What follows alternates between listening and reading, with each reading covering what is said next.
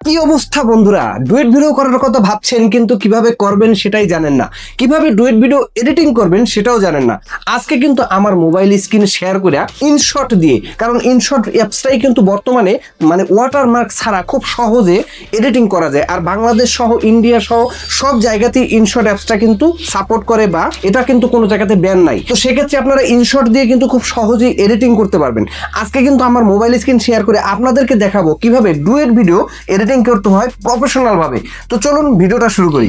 বন্ধুরা, প্রথমেই চলে আসলাম মোবাইল স্ক্রিনে এবং এখান থেকে আমরা চলে আসলাম ইনশট অ্যাপ্লিকেশনে। তো ইনশট অ্যাপ্লিকেশনে আসার পরে একটা অ্যাড আসবে, সেটা রিমুভ করে দিবেন এবং এই ভিডিও অপশনে ক্লিক করে এখান থেকে ফটো অপশনে উপরে দেখেন এই যে ভিডিও, এই ফটোতে ক্লিক করে এখান থেকে জাস্ট আপনি একটা ফটো নিয়ে নেবেন। কারণ একটা ফটো নিলে আপনি কিন্তু দুইটা সুবিধা পাচ্ছেন। এক হচ্ছে আপনি যে ডুয়েট ভিডিওটা করবেন সেই ভিডিও এআই ট্র্যাকিং করতে পারে, এআই বুঝতে পারে যে এইটা কিন্তু কপি ভিডিও বা এইটা কোনো ডাউনলোড করা ভিডিও। তো সেইটা যদি বুঝতে না দিতে চান তবে আপনার নিজের একটা ফটো ব্যবহার করবেন। ফটোটা ব্যবহার করলে সেটা কিন্তু বুঝতে পারবে না। এবং এইখানে ওয়াটারমার্কটা কিন্তু আমি রিমুভ করে দিলাম। ওয়াটারমার্ক রিমুভ করার সময় একটা অ্যাড আসতে পারে, তো অ্যাড আপনি দেখবেন এবং ওয়াটারমার্কটা রিমুভ হয়ে যাবে। অনেক সময় অ্যাড শো করে, অনেক সময় করে না। আমার কাছে এখন করে নাই।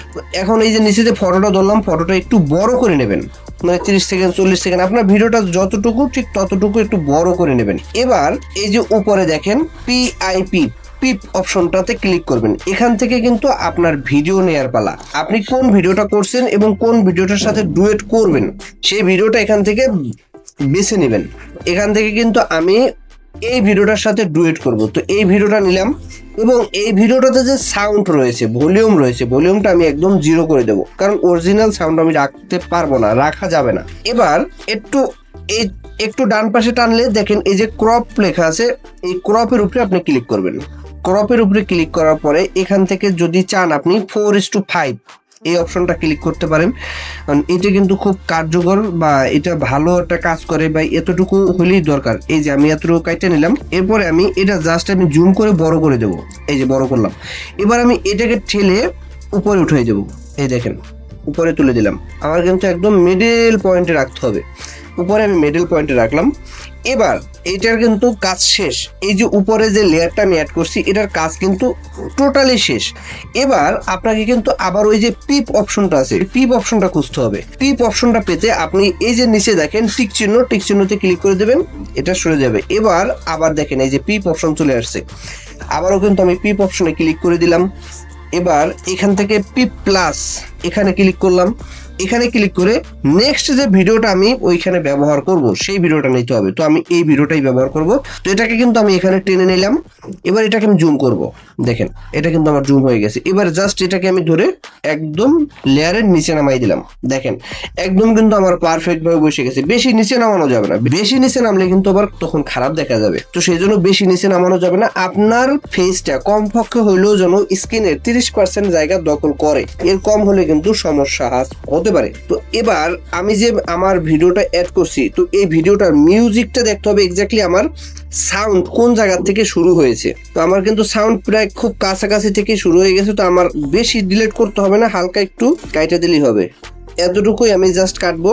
উপরে আপনি যে লেয়ারটা কাটবেন সেই লেয়ারের উপরে আগে ক্লিক করবেন, তারপরে স্প্লিট বাটনে ক্লিক করবেন। এবারে বাম পাশে যে অংশটুকু আপনি কাটতে চাচ্ছেন সেই অংশটার উপরে ক্লিক করে এই ডিলিট অপশনে ক্লিক করে দিলেন। এটা কিন্তু চলে গেছে। এবার এই যে নিচে যে লেয়ারটা, আপনার লেয়ারটা, এই লেয়ারটা একটু ক্লিক করে চেপে ধরে বাম পাশে নিয়ে আসবেন। এটা কিন্তু একদম পারফেক্ট ভাবে বসে গেছে। এখন দেখেন, এখন যদি আমি প্লে করি, এই যে এখান থেকেই কিন্তু আমার ভয়েসটা শুরু হয়েছে। এবার কাজ হচ্ছে আমার এই ভিডিওটা শেষ, মানে আমার কিন্তু বসানো শেষ। এবার আমার এই ভিডিওর শেষটা কমপ্লিট করতে হবে। শেষ কমপ্লিট করার জন্য এইখানে দেখেন আমার মেইন ভিডিওটা কিন্তু এইখানে শেষ হয়েছে, এইখানে। তো এখানে যেহেতু শেষ হয়েছে মেইন ভিডিওটা, তো এখান থেকে আমাকে কাটতে হবে সবগুলা। এই যে প্রত্যেক একটা ধরে একটাতে ক্লিক করলেন, ডিলিট। আপনার উপরে যে দুইটা লেয়ার, সেই দুইটা লেয়ারের কাজ ওকে হয়েছে কিনা। এখন আমার এই ভিডিওটা একটু সুন্দর দেখানোর জন্য এখানে একটা ফিল্টার ব্যবহার করব। কারণ আপনারা সবাই জানেন যে একটু ফিল্টার ব্যবহার করলে ভিডিওটা দেখতে আর একটু প্রফেশনাল বা সুন্দর লাগে। তো আমি এই ফিল্টারটাই হালকা করে একটু ব্যবহার করলাম। ভাই আমার পেজ অত বেশি সুন্দর না বা বেশি ভালো না, তো হালকা পাতলা যেটা পারলাম সেটা একটু হালকা করে ব্যবহার করে দিলাম। ওকে, তো এবার জাস্ট আপনি ওকেতে ক্লিক করে দেবেন।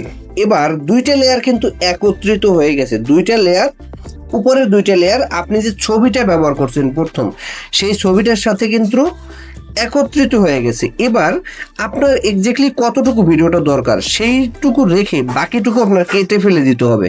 তো সেক্ষেত্রে আপনি আবারও দেখেন, এই যে ডানে টানতেছি, ভিডিওটা শেষ কোন জায়গায় দেখেন, এই যে এখানে শেষ হয়েছে,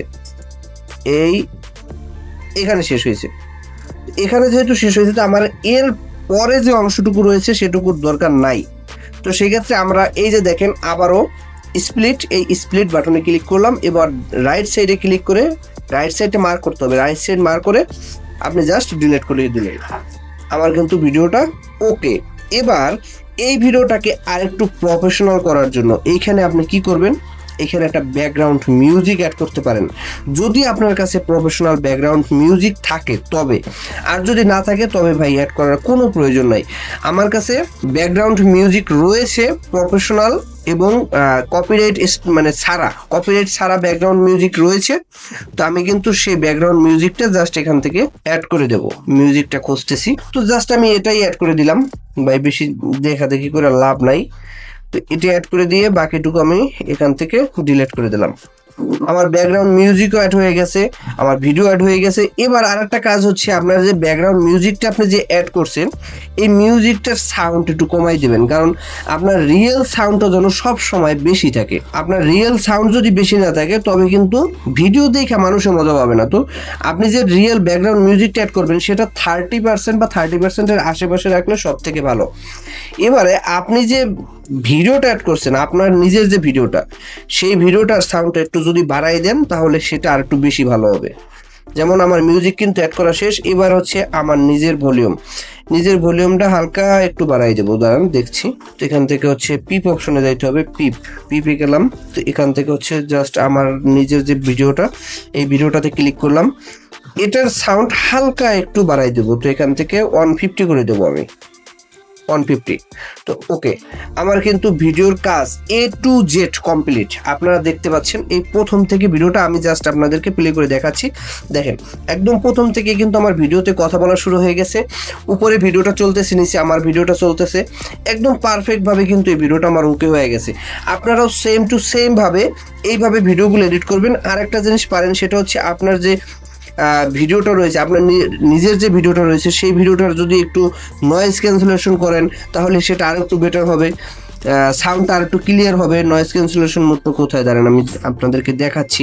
আপনি যখন ভলিউমটা বাড়াবেন তখন এই যে দেখেন বাম পাশে লেখা আছে ডিনয়েজ, এই ডিনয়েজ অপশনটাতে ক্লিক করে দেবেন, তাহলে আপনার যে ব্যাকগ্রাউন্ডে যে নয়েজগুলো আছে সেই নয়েজগুলো কিন্তু অটোমেটিক ডিলিট হয়ে যাবে। তো আমার কিন্তু ভিডিওর কাজ করা শেষ, আমি ওকে করে দিলাম।